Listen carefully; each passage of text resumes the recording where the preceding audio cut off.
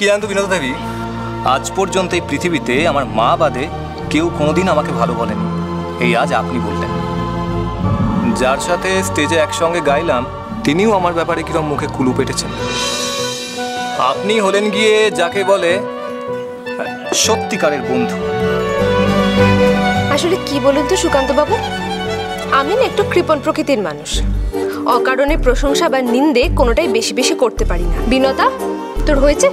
এবার কিন্তু আমাদের অনেকটা দেরি হয়ে যাবে। সবে একটু সুকান্তের সঙ্গে কথা বলেছি কি বলিনি, অমনি কাকুলির তাড়া উঠলো বাড়ি যাওয়ার। আর একটু বসলে হয় না? এখনই উঠবি? না না, তুই আমার জন্য কেন তাড়াহুড়ো করবি বল? তুই বরং বস, আমি আসি। কি আপনি এত তাড়াতাড়ি চলে যাবেন? মানে আমরা ভাবলাম সবাই মিলে একটু সেলিব্রেশন করব, একসাথে একটু সাকসেস পার্টি হবে। করবো বলুন? আমাকে তো বাড়িতে থাকতে হয়, আমি হোস্টেলে থাকি না।